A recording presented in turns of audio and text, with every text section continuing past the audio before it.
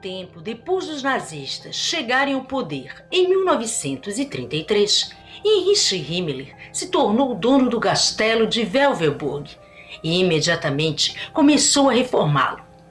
Uma das primeiras decorações na torre do castelo era o símbolo conhecido como Sol Negro, que causou grande estranheza aos americanos quando esses tomaram a fortaleza de Himmler em 1945.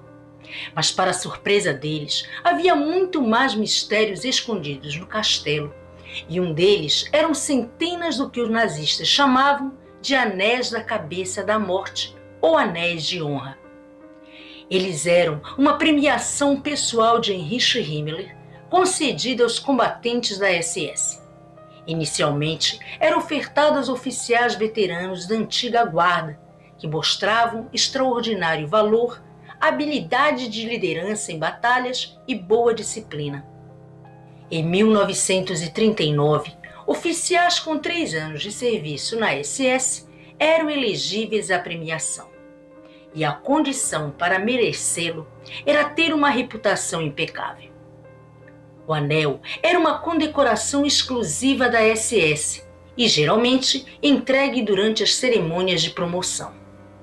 Eram feitos de prata e cada um dos generais da SS, chamados de líderes supremos, possuía um.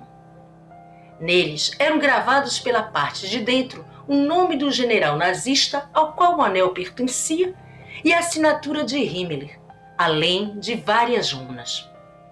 Esse anel significava um sinal de lealdade a Hitler, que deveria ser obedecido cegamente, inclusive devendo se entregar à morte de livre e espontânea vontade se o Führer assim ordenasse.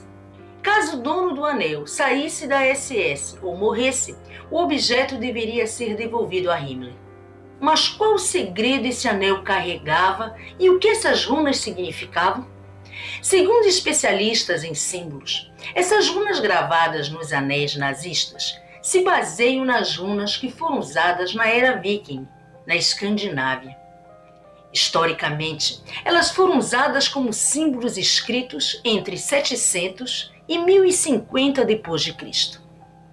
Mas no início do século XIX, os ocultistas começaram a reinterpretá-las como sendo símbolos mágicos ou símbolos de poderes antigos. Uma figura importante na transformação desses símbolos foi Guido List, um famoso ocultista austríaco, que alegou que eles eram símbolos mágicos que continham conhecimentos esotéricos dos antigos arianos. Mas esses arianos existiram? Hoje, os cientistas não têm certeza, mas por volta de 1900, Guido List e muitos outros acreditavam que os arianos eram os ancestrais das antigas tribos germânicas, que adoravam os deuses pagãos e viviam em harmonia com a natureza. List alegou que havia redescoberto o conhecimento ariano, há muito tempo perdido lendo as runas. Ele dizia que elas tinham 10.000 anos, mas é lógico que foi uma história criada por List. E a partir de então, essas runas passaram a fazer parte da iconografia nazista e podem ser vistas no uniforme dos SS. Esse anel foi idealizado por um oficial da SS chamado Karl Maria Willigut. Ele se juntou aos nazistas em 1933, alegando ser o descendente principal de uma longa linhagem de reis secretos que supostamente faziam parte das lendárias tribos germânicas. Willigut dizia que podia entrar em contato direto com a antiga sabedoria ariana e que os alemães eram descendentes dessa raça superior. Willigut alegou que sua ligação mística com o passado iria reconectar os alemães com a grandiosidade dos seus antigos ancestrais. E os nazistas pregavam que a herança racial ariana do povo alemão os levaria à vitória. E um dos maiores admiradores de Willigut era Himmler. Inclusive, vários historiadores chegam a comparar Karl Maria Willigut ao Rasputin de Himmler.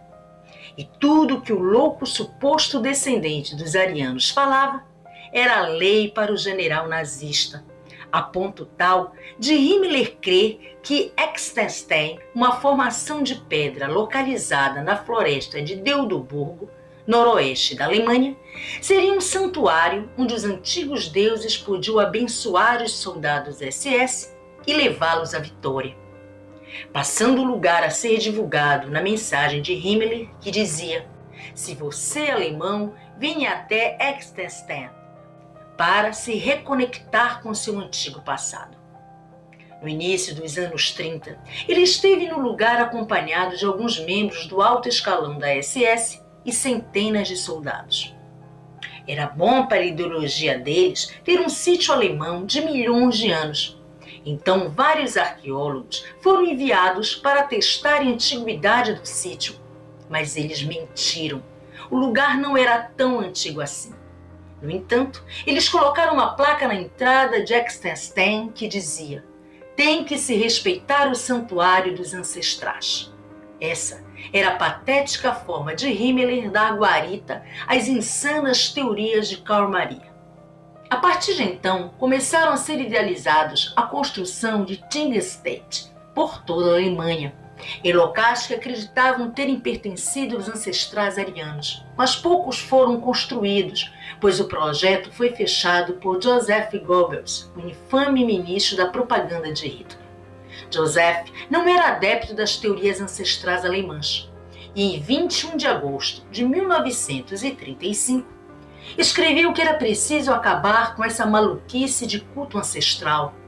E ao contrário do que muitos pensam, Hitler apoiou a cruzada anticultista 100%. Em 1938, os inimigos de Willy descobriram que ele era mesmo louco e que havia passado 3 anos internado em um sanatório. O Rasputin de Himmler estava fora do jogo. Mas o general SS não podia contrariar Hitler e supostamente pôs um fim em seu relacionamento com Willy. Só que em segredo continuava sua amizade com o insano homem que foi afastado da SS sob a alegação de estar doente. Na atual Alemanha, é crime colecionar esses anéis nazistas. E hoje existem poucos exemplares ainda em circulação. Acredita-se que cerca de 80 mil anéis foram distribuídos até antes de 17 de outubro de 1944, data em que a produção do anel foi cancelada devido às tensões econômicas no final da Segunda Guerra. Mas será que esse anel tinha alguma ligação com a seita ocultista de Himmler? São muitas as histórias contadas sobre o que o general alemão fazia por trás dos muros do castelo de Wewelburg. Magia negra, cultos estranhos e rituais bizarros. Talvez, se a Alemanha tivesse vencido a guerra, o mundo poderia ter sido dominado por uma pseudo-religião nazista construída à base de loucuras e mentiras que pregava o ódio. Nada parecido com o paraíso bucólico que viviam os ancestrais arianos. E o anel da cabeça da morte poderia ter sido a aliança concedida a todos os arianos legítimos descendentes dos deuses que mereciam viver na terra prometida por Hitler. Conforme a guerra prosseguia e a provável derrota dos alemães se pronunciava, Himmler passou a se ocupar com outros projetos magiás, até que os aliados o acordaram de seu mundo de sonhos fantásticos. E em 23 de maio de 1945, 6 semanas depois dos americanos terem tomado o castelo de Wewelburg, Himmler, um prisioneiro de guerra britânico, preferiu se suicidar com uma cápsula de cianureto do que enfrentar um julgamento e ser executado pelos monstruosos crimes que cometeu contra a humanidade.